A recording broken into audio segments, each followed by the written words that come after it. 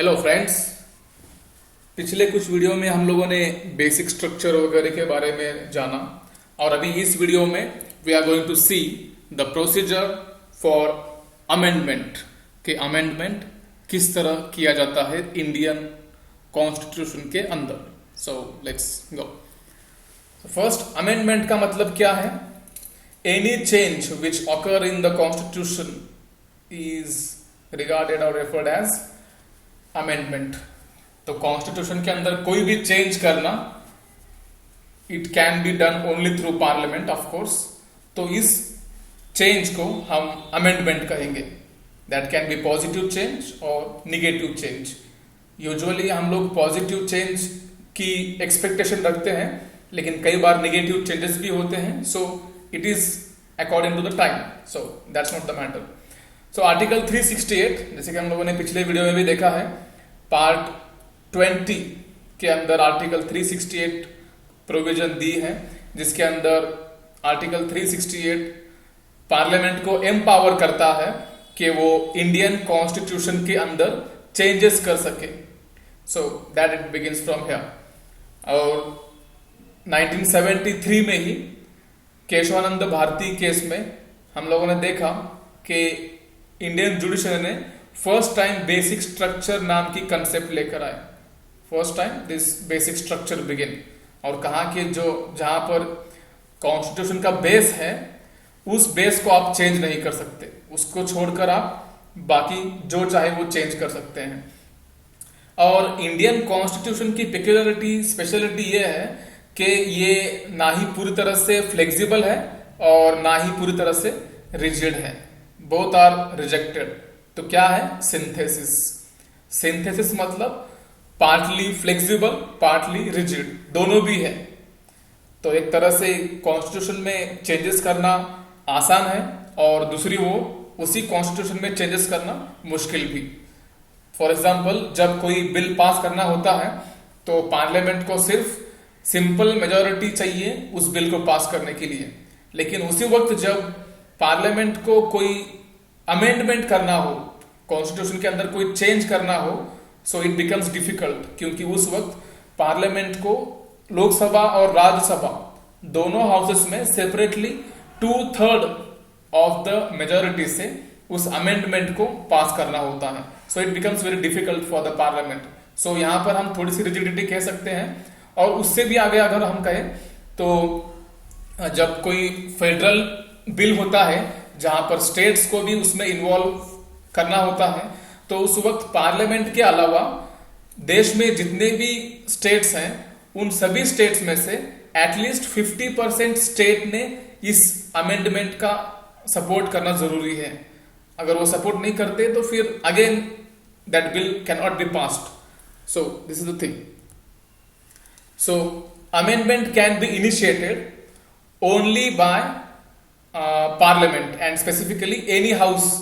जरूरत नहीं है बताने की। तो पार्लियामेंट में से किसी भी हाउस में, दैट इज लोकसभा और राज्यसभा, दोनों में से किसी भी हाउस में अमेंडमेंट की प्रोसेस स्टार्ट की जा सकती है।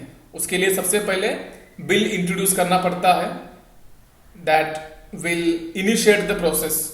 So and state legislature can not initiate. Again, जैसे कि मैंने अभी थोड़ी देर पहले कहा कि जो बिल अमेंडमेंट के लिए लाते हैं हम, तो सबसे पहले उसको लोकसभा या फिर राज्यसभा, इन दोनों हाउस में से पास करना पड़ता है। उसके बाद फिर आगे बढ़ता है। और अगर कोई चाहे कि किसी स्टेट से जाए तो it can not be done. So amendment की जो प्रोसेस है वो लोकसभा या फिर राज्यसभा दोनों में से किसी हाउस में से स्टार्ट करनी होती है, और ना कि किसी स्टेट लेजिस्लेचर में, जिसे हम कहते हैं विधानसभा।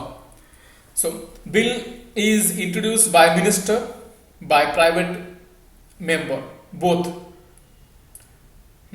It's not minister, it's actually member. So तो जब कोई मिनिस्टर बिल को पास करता है या फिर उस बिल को पार्लियामेंट के अंदर लेकर आता है, तो हम उसे गवर्नमेंट बिल कहते हैं। अगेन, क्योंकि ये बिल गवर्नमेंट के मिनिस्टर की ओर से लाया होता है, तो इसीलिए हम इसे गवर्नमेंट बिल कहते हैं। और जब कोई प्राइवेट मेंबर, जैसे कि फॉर एग्जांपल अपोजिशन पार्टी वाला मेंबर इस बिल को लेकर आता है, तो उसे हम प्राइवेट बिल कहेंगे। It becomes private bill and does not require prior permission of the president. और बिल को पार्लियामेंट के अंदर इंट्रोड्यूस करने के लिए प्रेसिडेंट की जरूरत नहीं पड़ती या फिर उनके एसेंट की, सिग्नेचर की जरूरत नहीं पड़ती, एक्सेप्ट मनी बिल।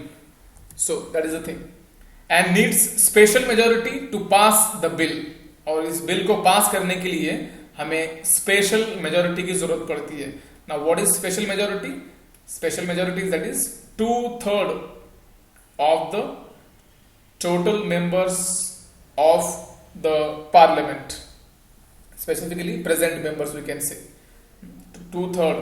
तो जितने मेंबर प्रेजेंट है पार्लियामेंट के अंदर उसमें से 2/3 मेजोरिटी जरूरी है, दैट इज इंपॉर्टेंट। और उसी के साथ more than 50% of the members, total अगर कंसिडर कर लो कि 543 मेंबर्स हैं लोकसभा के अंदर, तो उसमें से मिनिमम 50% लोगों की परमिशन होना जरूरी है या फिर सपोर्ट होना जरूरी है, दैट बिकम्स इंपॉर्टेंट। सो ये होगा 50%। और दूसरी ओर जितने लोग मौजूद हैं, अवेलेबल हैं उस अमेंडमेंट के वक्त, उनमें से मिनिमम 2/3 लोगों ने उस बिल को सपोर्ट करना जरूरी है। Then again each house must pass the bill separately. तो ये तो होगा एक हाउस का, तो इसी तरह से दूसरे हाउस में भी पास होना जरूरी है। और कुछ केसेस में पाया जाता है it becomes difficult for the government to pass the bill. जैसे अभी फिलहाल के लिए हो रहा है, लोकसभा के अंदर बीजेपी की मेजोरिटी है लेकिन राज्यसभा के अंदर बीजेपी की माइनॉरिटी, या फिर वहां पे हम कह सकते हैं कि 2/3 मेजोरिटी नहीं है बीजेपी को।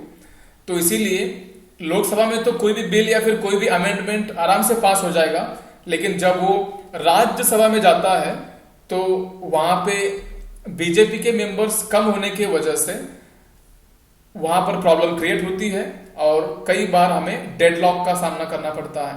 डेडलॉक का मतलब एक हाउस में बिल पास होता है लेकिन दूसरे हाउस में पास नहीं होता। तो और ऐसी सिचुएशन में no provision of such joint sitting for amendment. यहां पर जॉइंट सिटिंग के लिए कोई चांस नहीं है। अगर कोई नॉर्मल बिल है तो उसके लिए जॉइंट सिटिंग ला सकते हैं, लेकिन ये अमेंडमेंट बिल है, चूंकि ये अमेंडमेंट बिल है इसीलिए इसमें जॉइंट सिटिंग अलाउड नहीं है। So it becomes again difficult. तो जैसे मैंने कहा रिजिडिटी, तो रिजिडिटी यहां पर दिखती है। तो फेडरल प्रोविजन है, तो उसके अंदर फेडरल प्रोविजन के अंदर जैसे मैंने इससे पहले एक्सप्लेन किया, लोकसभा राज्यसभा के अलावा स्टेट्स की भी परमिशन लेनी जरूरी पड़ती है। जैसे मान लो अगर इंडिया में 29 स्टेट्स हैं फिलहाल के लिए, तो उसमें से मिनिमम 15 स्टेट्स की परमिशन होना जरूरी है। अगर 15 स्टेट्स उस बिल को पास करते हैं तो बिल पास होता है, और अगर 15 से कम स्टेट्स उसको पास करते हैं तो बिल कैंसिल होता है। और जब विधानसभा में कोई बिल पास करना हो तो उसके लिए 2/3 मेजोरिटी की जरूरत नहीं पड़ती। यहां पर सिर्फ more than 50% of the members अगर उस बिल को सपोर्ट करते हैं तो भी वो बिल पास हो जाता है। And bill is presented to the president for assent. अभी ये लास्ट फेज में आ गया है, तो इस फेज के अंदर प्रेसिडेंट की सिग्नेचर लेना इंपॉर्टेंट होता है। और अमेंडमेंट बिल की स्पेशलिटी यह है कि अमेंडमेंट बिल को प्रेसिडेंट रिजेक्ट नहीं कर सकता। He can not reject the bill. उसको किसी भी हाल में उस बिल को पास करना ही होगा, साइन करना ही होगा। अगर नॉर्मल बिल होता है तो he can send it for reconsideration, but amendment bill के अंदर वो वापस नहीं भेज सकता, साइन करनी ही होगी। So he cannot send it for reconsideration. और उसके बाद एक बार अगर प्रेसिडेंट साइन करते हैं तो it becomes an act, it becomes a law. तो this is complete procedure of the amendment of the constitution. I hope you like this video.